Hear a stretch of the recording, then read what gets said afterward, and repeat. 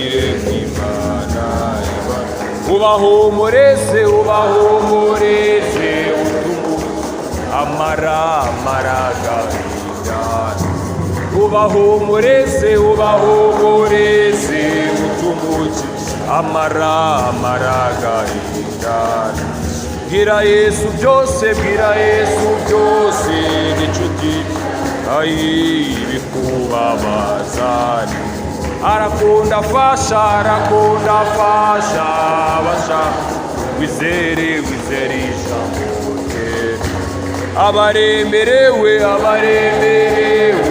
n'ibiruha babwire kw'Imana ubahumurize utumuki amaragahinda amaragahinda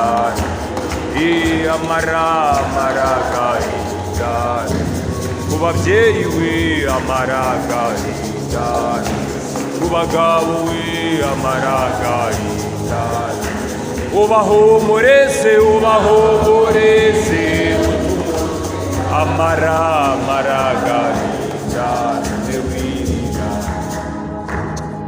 haleluya babashije kugera mu nzu y'Imana icyubahiro haleluya Imana ishimwe cyane kandi ihabwa icyubahiro turashima Yesu wongeye kuduteranyiriza hano kubw'ineza n'imbabazi zayo hari benshi batabashije kongera kuboneka hanga nk'uko ejo baje ariko twe turashima Yesu ko twabashije kongera kugaruka mu nzu yayo Imana ishimwe cyane nta gihe ibi tubuza kugera mu nzu y'Imana bitazaza ariko dushima muri ibyo yaravuze ngo urwana intambara nziza mureke duhirimbanire kurwana intambara nziza kubera ko muri uru rugendo birasaba guhirimbana kugira ngo tuzabashe kugera ku cyo Yesu yadufatiye Pawulo yavuze amagambo akomeye avuga ngo ndasiganwa ariko sinkutaziyagana ngo natera ibipfunsi simusha kugira ngo nsingire icyo Kristo yamfatiye Imana ishimwe cyane babashe kuboneka ejo twize ijambo rikomeye rivuga kuguma i Yerusalemu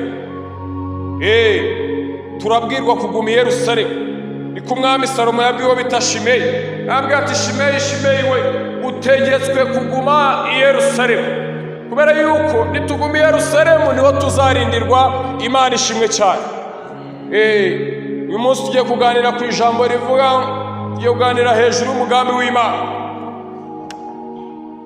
ijambo tugiye kuganiraho insanganyamatsiko cyangwa umutwe w'amagambo uvuga ngo Imana ishimwe cyane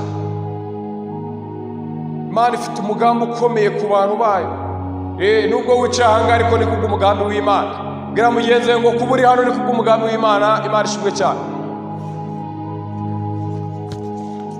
turi hano kubw'umugambi w'Imana bene data niyo mpamvu dushima Yesu watugize umwe akaduha umurimo wayo Imana ishimwe cyane tugiye gusoma ijambo ry'Imana riri mu Itangiriro 12 umurongo wa mbere tugeze ku wa 3 Imana ishimwe cyane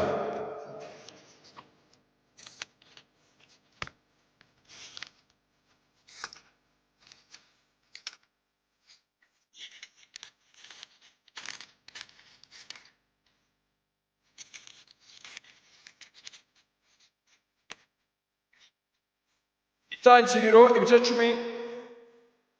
12 duhere ku murongo wa mbere tugeze ku murongo wa 3 aravuga ngo Uwiteka yohereza Aburahamu i Kanani 12 umurongo wa mbere avuga ngo Uwiteka ategeka Aburahamu ati va mu gihugu cyanyu usige umuryango wanyu n'inzu ya so ujye mu gihugu nzakwereka nzaguhindura ubwoko bukomeye nzaguha umugisha nzogeza izina ryawe uzabe umugisha kandi nzaha umugisha abakwifuriza umugisha kandi uzakuvuma nzamuvuma kandi muri wowe nimo imiryango yose yo mu isi izahererwa umugisha Imana ishimwe cyane Aburahamu yarabwiwe ngo va mu gihugu hari impamvu Imana itubwira kuva ahantu no kugira ngo tugire ahandi hantu kujya nuko hari icyo Imana ibidushakaho Aburahamu yavuye kwa se kubw'umugambi w'Imana hari icyo Imana yashakaga muri we ariko Imana ishimwe cyane. Imana idufashe kandi tugire neza cyane, tube hari aho twavuye ariko tuhave kubw'umugambi w'Imana n'icyo Imana idushakaho. Imana ishimwe cyane. Hari abantu bajya bava ahantu hamwe bakajya ahandi ariko nta ntego y'urugendo bafite, ariko ndagira ngo kuba hari aho twavuye n'aho turi kugana tujyayo ariko dufite intego, tujyayo ariko dufite icyo twabwiwe. Aburahamu yavuye ahantu aragenda ariko ahava kubw'amasezerano menshi. Yarabwiwe ngo nzaguha umugisha, abwiwe ngo uzakuvuma nanjye nzamuvuma, ngo kandi ngo muri wowe nimwo amahanga yose. Umva reka mbabwire, iyo Uwiteka yaguhamagaye hari igihe aguhereza n'ibiguherekeza. Imana ishimwe cyane. Reka mubwire, Imana yacu iyo yaguhamagaye iguhereza n'impamba izagufasha muri uru rugendo. Reka mbabwire, Imana yacu twakurikiye ijya ibasha gutanga amagambo y'ihumure muri cya gihe wa muntu yabashije gucika intege akabasha kongererwamo imbaraga. Imana ishimwe cyane. Tugiye gusoma irindi jambo riri mu Baroma,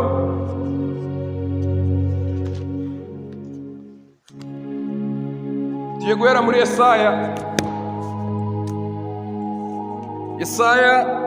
Yeremiya ibice 29 dore ku murongo wa 11 tugeze ku wa 14. Ibice 29 dore ku murongo wa 11 tugeze ku murongo wa 14. Dusome mu izina rya Yesu. Aranditse ngo, erega nzi ibyo nibwira nzabagirira ni amahoro si bibi, kugira ngo mbaremeye umutima w'ibyo muzabona hanyuma, niko Uwiteka avuga. Kandi muzanyambaza, muzagenda munsenga nanjye nzabumvira, muzanshaka mumbone nimunshakana umutima wanyu wose, ngo nzabonwa nawe. Umva, ntabwo azabonwa n'abandi bantu uretse abashatse kumushakana umutima wose. Imana izi ibyo yibwira kutugirira si bibi ahubwo ni byiza. Reka mbabwire, buriya iri juru nawe wakarikumbuye cyane nk'uko nanjye ndi kurikumbura, kubera yuko iyi si nubwo itubabaza iturusha, ariko hariho iherezo ry'uko ibi duhura nabyo mu isi hari igihe tuzahozwa amarira. Imana ishimwe cyane. 14 aravuze ngo nzabonwa namwe, niko Uwiteka avuga, kandi nzagarura abanyu bajyanwe ari imbohe, nzabakoranya mbakuye mu mahanga yose n'ahantu hose aho nari narabatatanyirije, niko Uwiteka avuga, kandi nzabagarura aho nabakuje mukajyanwa muri imbohe. Imana itugirire neza cyane. Dusoreze mu Baroma, dusoreze mu Baroma ibice 8 umurongo wa 28 iziko 32. Abaroma ibice 8 umurongo wa 28 haravuga ngo, kandi tuzi yuko kubakunda Imana byose bifatikanyiriza no kubazanira ibyiza, aribo bahamagawe nk'uko yabigambiriye, kuko abo yamenye kera yabatoranyije kera gushushanywa n'ishusho y'umwana wayo, kugira ngo abe imfura muri bene se benshi. Abo yatoranyije kera yarabahamagaye, kandi abo yahamagaye yarabatsindishirije, n'abo yatsindishirije yabahaye ubwiza. None ubwo bimeze bityo tuvuga iki? Imana iri mu ruhande rwacu, umubisha wacu ninde? Mbese ubwo itimanye umwana wayo ikamutanga ku bwacu twese, izabura ite kumuduhana n'ibindi byose? Imana ishimwe cyane. Haleluya. Abo yahamagaye yaranabatsindishirije mu izina rya Yesu. Aburahamu yaramuhamagaye ambwira ngo siga inzu ya so, ariko mukuru uko kumuhamagara yagombaga no kumutsindishiriza. Imana ishimwe cyane. Imana yahamagaye Yeremiya mu gice cya mbere avuga ngo nakumenye narakurema mu nda ya nyoko, avuga ngo ngushyira umuhanuzi uhanura amahanga. Aramubwira ngo aho nzagutuma niho uzajya, ngo kandi abo nzagutumaho ngo uzabasanganye. Yeremiya aragenda bigera mu bice 33 umurongo wa 3, ari mu bintu bikomeye cyane, ari mu bwihebe. Ijwi ry'Uwiteka riragaruka riramubwira ngo ntabaza ndagutabara, wereka ibiruhije bikomeye utamenya. Ko Imana yaraguhamagaye ntabwo bikuraho ibisitaza kuza, ahubwo birasaba ko wambara imbaraga ukabasha guhagarara udatsindwa n'uburiganya bwa Satani. Imana ishimwe cyane. Haleluya, haleluya, haleluya, haleluya. Ndashimira Imana. Ndashimira Imana cyane iyo yadutoranyije ikatuzana muri uyu murimo wayo tukabasha gukora umurimo wayo. Tugiye kuganira ku ijambo rivuga ngo umugambi w'Imana ni mugari ku bantu bakomeje inzira yo gukiranuka. Imana ishimwe cyane. Umugambi w'Imana ni mugari ku bantu bakomeje inzira yo gukiranuka. Imana ishimwe cyane. Tugiye kuganira hejuru y'umugambi w'Imana ku bantu. Ahantu nawe tugiye kuvuga ku bintu 10 igihe n'ikinkundira ndabinyuramo nihuse kubw'umwanya dufite abari mutoya, ariko nutiyumva muri ibi bintu 10 ubwo sinzi niba urabura uw'Imana niba urabura uwa Satani ntago mbizi, ariko umugambi w'Imana ni mugari ku bantu bakomeje inzira yo gukiranuka. Imana ishimwe cyane. Uyu munsi ejo twize ijambo ritubwira kuguma i Yerusalemu. Niyo mpamvu niryo nabashije kugira ngo ntabwo wakumva yuko Imana igufiteho umugambi utaraguma i Yerusalemu. Banza ugume i Yerusalemu nibwo uzumva icyo Imana igushakaho. Banza ugume i Yerusalemu nibwo uzumva icyo Imana iguteganyaho muri ibi bihe bya none bigoye abagenzi. Haleluya. Iyo umuntu ari mu mugambi w'Imana tugiye kubireba ahangaha. Ese bigenda bite? Biba bimeze bite? Ashakwa w'iki? Mbese ahantu nawe ndagira ngo ukuremo ibyawe. Amen. Imana tugire neza cyane. Tugiye kugana kuri ibi bintu 10 bigaragaza umuntu uri mu mugambi w'Imana. Imana idufashe kandi idushyigikire. Haleluya. Umuntu uri mu mugambi w'Imana icyambere Imana ikora iramutoranya. Ikintu cyambere Imana ikora, umuntu uri mu mugambi w'Imana iramutoranya. Reka mabwire, Imana hari aho yagukuye igutoranya muri bene so. Mbese hari igihe uba mu muryango ikagutoranyamo uri umwe ugakizwa ku bwawe. Haleluya. Kandi twabonye ko umuntu umwe ashobora kubicunga umuryango wose. Kuba uri hano bishobora kurokora abantu benshi cyane kubera ko wabonetse mu nzu yayo. Umuntu rero uri mu mugambi w'Imana, ikintu cya mbere Imana iramutoranya nk'uko yatoranyije Aburahamu ikamubwira ngo ava mu gihugu cya so. Imuha amasezerano akomeye cyane, ariko icya mbere yakoze mbere yuko ikora ibindi byose iramutoranya. Umuntu uri mu mugambi w'Imana, icya mbere Imana ikora iramutoranya. Haleluya. Imana iramutoranya. Abo Imana yatoranyije. Haleluya. Reka babwire, Imana igufiteho umugambi. Iyo ari yo yaguhamagaye by'ukuri iramutoranya. Imana ishimwe cyane. Ikintu cya kabiri Imana ikora ni iki? Iyo Imana yagutoranyije, ikindi ikora irakwiyegereza. Haleluya. Iyo Imana yagutoranyije irakwiyegereza. Reka mubwire, iyo Imana igutoranyije ntikwiyegereza, atari igufashe yonyine. Bibiliya nivuga ngo iyo Uwiteka turi mu ruhande rwacu, abisha bacu bakabe baratumize bunguri. Ariko Imana itugirire neza cyane. Imana yidutoranyije iratwiyegereza kugira ngo tutajya kure yayo, tutajya kure y'ubwiza bwayo. Imana buriya reka mbabwire, iyo umwana ari mu mugongo wa nyina ntabwo ajya abaza nyina, ntabwo ajya abaza mama ngo amubaze ngo ese aho tugiye turagerayo ryari.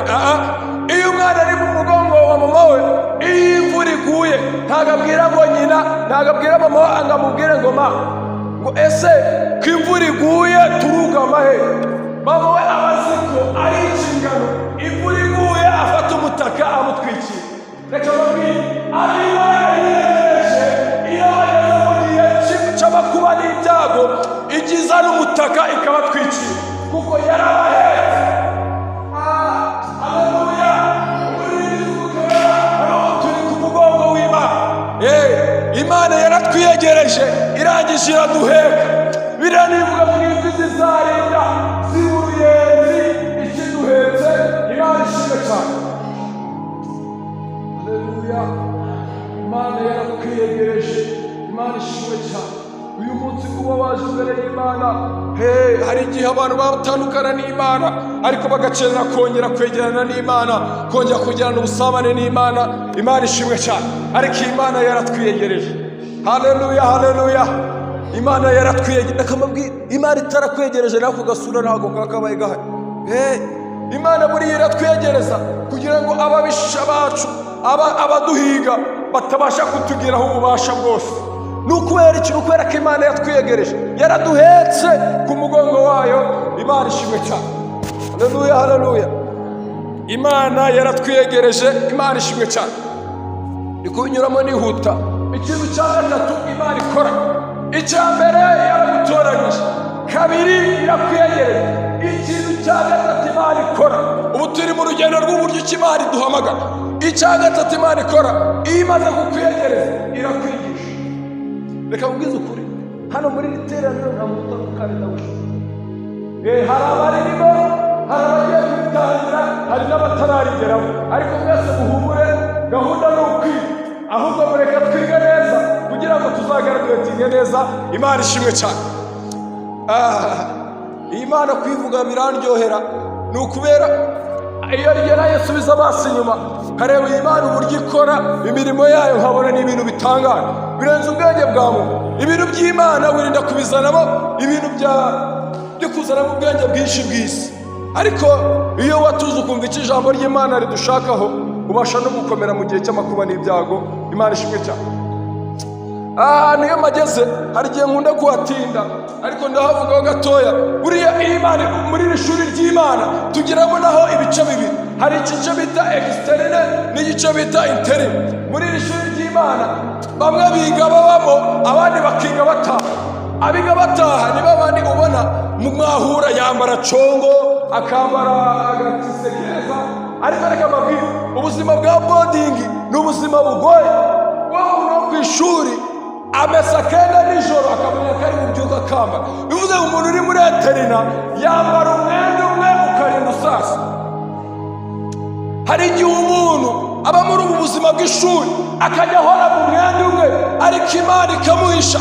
Abantu bakagira ngo aba mu myenda myinshi, umwenda umwe ukagenda ukamusaziraho, ariko uriya muntu aba akiri muri eterina. Hari igihe umuntu aba muri korari akibaza impamvu abaririmbyi basengana batamusura. Hoya sindi impamvu, ahubwo bari mu gihembwe kidasurwa, ariko hari igihe viziti kigera mu izina rya Yesu. Reka nkubwire, iyo wagaragara atize mu ishuri ry'Imana n'utagusura agaragusura. Kubera iki? Kubera ko warangije ishuri ry'Imana. Haleluya. Kuba udasurwa si ikibazo, ahubwo uri mu gihembwe kidasurwa. Hari igihe numara kuva mu ishuri maze bajya bazana n'indabo bakanagutura utazi ko byakunda, uwo kwanga kubona gukunze. Kubera iki se? Haleluya. Kubera iki Imana ivuga ngo mwana wanjye muri nzara, ahubwo ikaza kurushaho kugira ngo nibiza tazirara wibagirwa aho Imana yagukuye. Imana itugire neza cyane.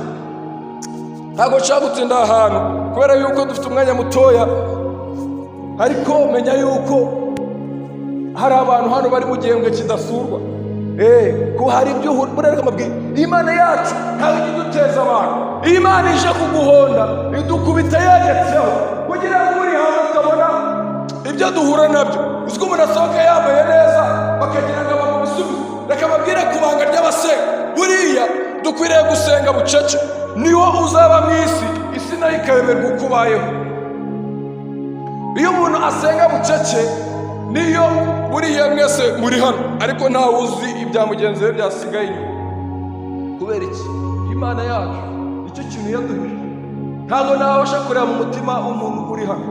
Kubera iki? Imana yacu ibintu byose ni mwibanga. Gerageza niba hari ibanga ufitanye nayo ukomeze ribibanga, koko igihe kimwe muri ibyo yaravuze ngo ahari kurakwararira umuntu nijoro bwaca mu gitondo impundu zikavuga. Ahantu kumeze nawe umuseke watambika mu izina rya Yesu. Imana ishimwe cyane.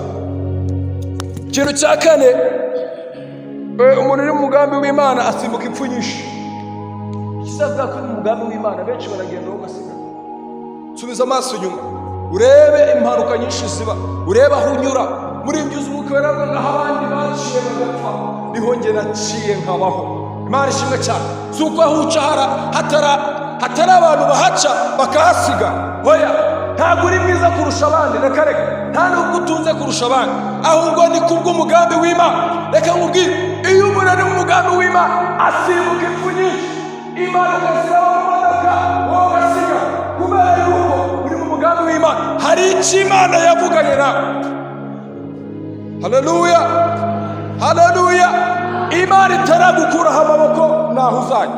Abaroga bazaroga basubizemo ntaho uzajya. Reka mbabwire, bazagucira inkoni ariko ntaho uzajya. Imana ishimwe cyane. Ariko menya ngo uyu muntu ari mu mugambi w'Imana asimbuka impfu nyinshi. Imana ishimwe cyane. Hari impamvu umuntu asimbuka impfu nyinshi. Buriya hari ibintu biba biri muri twebwe tuba tutarabwira abantu. Impamvu tutarabivuga ni iki? Hari igihe abo tubibwira baba bataraboneka. Kuba bataraboneka ni ikirere, icyo gihe tuba tukiri kongererwa iminsi. Buriya bazaza natwe ariko twongererwa kurama. Imana itugire neza cyane. Ariko umuntu uri mu mugambi w'Imana asimbuka impfu nyinshi. Imana ishimwe cyane. Tugiye ku cya gatanu. Cya gatanu, umuntu uri mu mugambi w'Imana ararwanwa ariko ntaneshwa. Umuntu uri mu mugambi w'Imana ararwanwa ariko ntaneshwa. Reka nkubwire, uba muri isi batagushimira, batanagukunze, ubaye batabishaka. Reka nkubwire, bamugendana baseka ariko utazi imitima yabo uburyo icyo ibimeze. Barakurwana. Umva, subiza amaso inyuma ariko wumva, mureke abantu tworohe muri ibi bihe, tworohe tumenye yuko kuba turiho atari kugaca ariko ku mugambi w'Imana. Kubera yuko umuntu w'umugambi w'Imana ikikwereka ko urimo, nta gihe abantu batazakurwanya, nta nubwo bazaguha agahenge. Muremye yararemye cyangwa ijambo ry'Imana avuga ngo tukiri muri iyi si dufashe igihe mu ntambara. Reka nkubwire, ihanganira intambara urimo, kuko hari igihe intambara zijya zigira iherezo. Ariko menya ngo umuntu uri mu mugambi w'Imana aragira ute? Ararwara. Ntuzabone abantu bakwanga ngo ubigireho ikibazo, hoya. Ntuzabone abantu baroga basubiza mukabona ibibazo byahereye iwawe ubigireho ikibazo, hoya. Impamvu biza ni uko uri mu mugambi w'Imana. Hari icyo Imana igushakaho rero iyo uri umuhanga ugomba kwicara ukiga. Ugomba kwicara ukiga. Iyo ibibazo byaje ni ikimenyetso kigaragaza ko uri mu mugambi w'Imana. Umukiranutsi ahura n'intambara nyinshi. Haleluya. Imana ishimwe cyane. Ndi kwihuta. Cya gatandatu.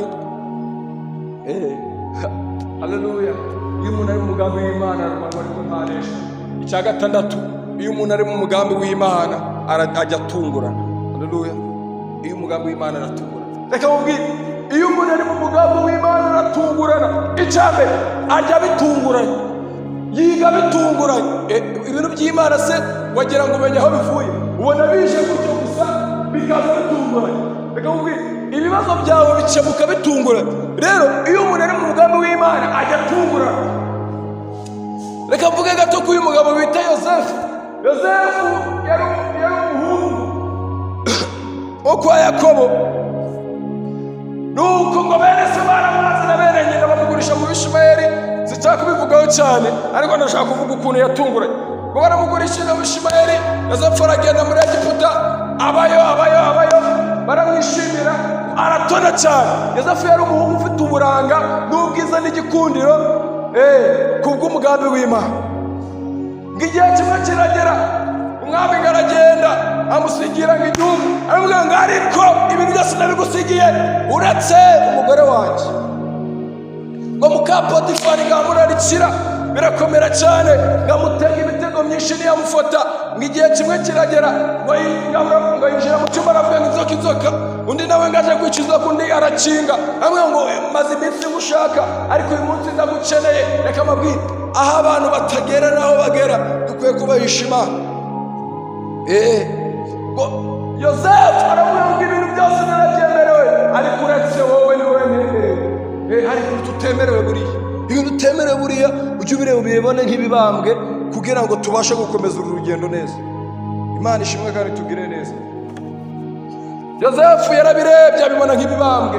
Imana itugire neza. Ngo igihe cyarageze yagera muri gereza, baramufunga. None umwami igihe kiragera arota inzozi. Arose inzozi ngo arazibagirwa. Reka umuhungu w'Imana rero aza atungurana. Ngo arabaza ngo ese abagore n'abapfu abapfumu n'abanyabwenge bose habura uwasobanura izo nzozi, ariko umuhungu w'Imana yaragiye gutura. Abagabo babiri yigeze kugiriraho umugisha akabwira ibintu bikaba, abanga ariko hari umuruzi wasobanura izo nzozi. Reka mubwire, aho uri barahazi uko batahazi, ariko humura kuko isaha y'Imana itaragera, nawe gutungurane mu izina rya Yesu. Iyo Yesu yakugiriye neza, rega abantu barabimenya, bajya bamenya ko Yesu yaje. Niyo mpamvu iyo uvuye muri bwa buzima bw'ishuri bajya banagusura, reka ukabona abari inshuti, abari abanzi babaye inshuti, ariko Imana iduhe gutungurana mu izina rya Yesu. Iki gitondo Imana iguhe gutungurana, bwira mugenzi wawe Imana iguhe gutungurana mu izina rya Yesu. Imana iduhe gutungurana, tugirire neza ko ari Imana ikomeye. Bwekeragira ngo Yosefu baramutumiza, bagenda babwira abarinzi b'ibwami b'imbohe, abango bakeneye Yosefu. Yosefu akimara kubimenya rero, buriya numenya ko byaje nawe ujya wihagararaho. Yosefu yarabaje kubona icya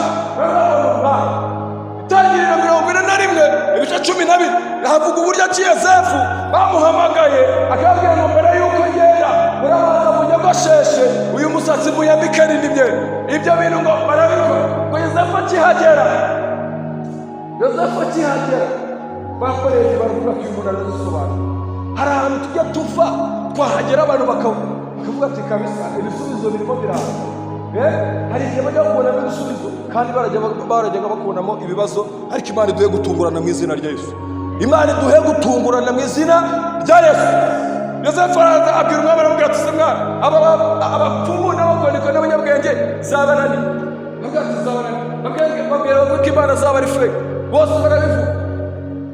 Yosefu arangije aramubwira ngo inka zibyibushye, imitsi 7 y'uburumbuke, amahundo y'iminambe n'imishishe, ambwira ngo ni imitsi 7 y'inzara. Arangije arabwira ati se umwami aramubaza ngo ese twabikira gute? Yosefu arabwira ati ushaka ko enjeniyeri yubake ibigega. Babandi bavuze ko Imana zaba ari fake nibavuga yuko babizi, ntibiza kwemera. Barangije baramubaza babwira umwami ati mutubarize ese yabyemera. Hari igihe kigera abishyiraga hejuru kuri wowe bakemera bagaca bugufi, ikamubwira kubera yuko uri mu mugambi w'Imana nta kitazashoboka. Wewe utegereza wihangane, isaha y'Imana iyo yageze ibintu bijya mu buryo. Hari ibintu biba bitari mu murongo ariko bikajya mu buryo kubera ko Imana iba yabyemeye. Imana ishimwe cyane. Ngo igihe kiragera, Yosefu amaze kubabwira gutyo arabwira ngo byaterwa n'umushahara. Umuntu w'Imana asuje ibintu byose ntabwo ari gutyo bihita bikorwa, ariko ngo byaterwa n'umushahara. Itangiriro 41 ibice 37 hatubwira uburyo ki Yosefu ngo iyo nama neza za Farawo, iyo nama neza za Farawo areza avuga ijambo rikomeye, ariko ese twakura he umuntu uri mu mwuka w'Imana umeze nkawe?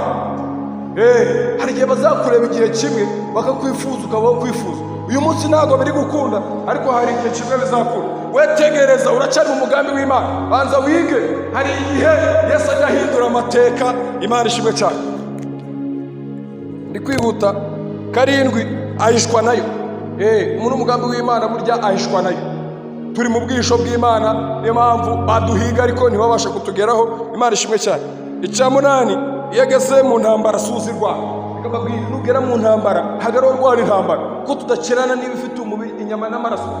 Dukwiye rero kubwira Yesu watubambiwe, wagera mu kibazo mukigaragaza ntiwirwanire, ahubwo ugahamagara Yesu ukabwira ngo nzi yuko ushobora byose kandi nta kibasha kurogoya imigambi yawe. Ukamuhamagara ukamubwira ngo Yesu we ndagukeneye, ndakwije ikibazo ururuke uzuhindura ibyanze guhinduka. Yesu ajya ahindura ibyanze guhinduka. Imana ishimwe cyane. 9 aratabwa ariko ntataka, akamubwira imiryango igiguta inshuti nawe bari bakaguta, ariko ntabwo. Hano hari abantu bajya batanga ubuhamya, harimo abatanga ubuhamya ukavuga ukuntu imiryango yabanze, ariko umuntu yari umenya kuri mu mugambi w'Imana. Impamvu utatakaye ni ukubera iki? Ukubera ko uri mu mugambi w'Imana. Humura rero, nubwo bakwanga bakakureka, we komeza ugume kuri Yesu. Komera kuri Yesu, kubera yuko nubwo baguta ariko ntuzataka. Yosefu baramuteye ariko nigeze ataka. Hari umuhungu baboheye akato bamuta mu mazi, ubwo Farawo yashaka kwica abahungu bose.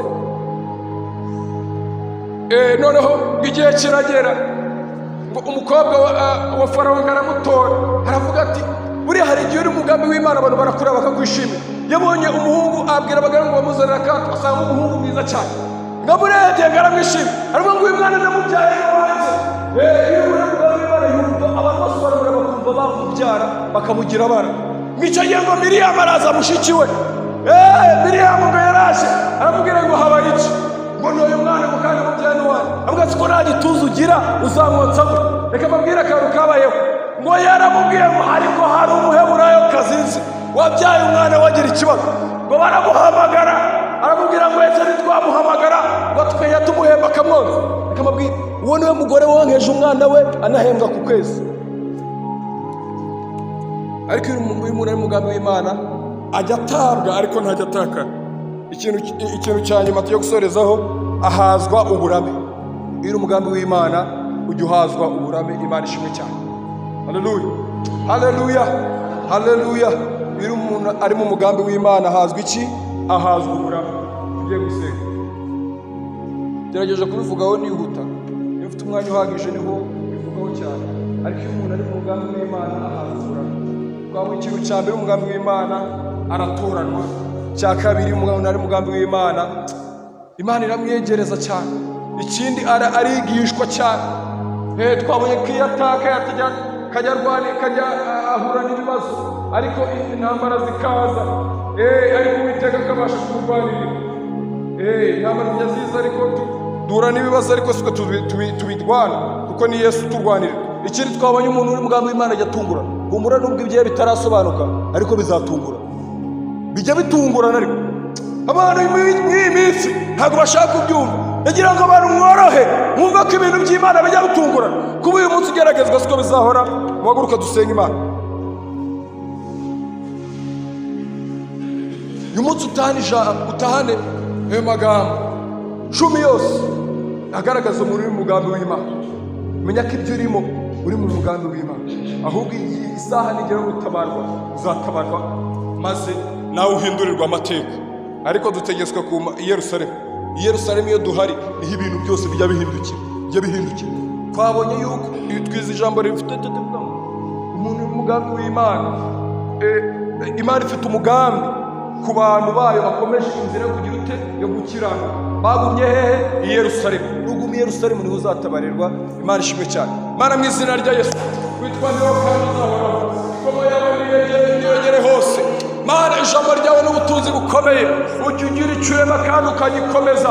Twize ijambo rikomeye cyane, turebye hejuru y'umugambi wawe Mana, tubonye ibigaragaza abantu bari mu mugambi wawe Mana. Icya mbere ngo ujye ubatoranya, icya kabiri ukabiyegereza, icya gatatu ukabigisha. Mwami Mana, ngo bajya batakara ariko ntibatakare, ngo kandi ikindi bajya batungurana. Mana, ndasenze muri iki gitondo utange gutungurana, utange imbaraga nshyashya mu izina rya Yesu. Kandi twabonye yuko abantu bari mu mugambi wawe ari abakomeje inzira gukiranuka.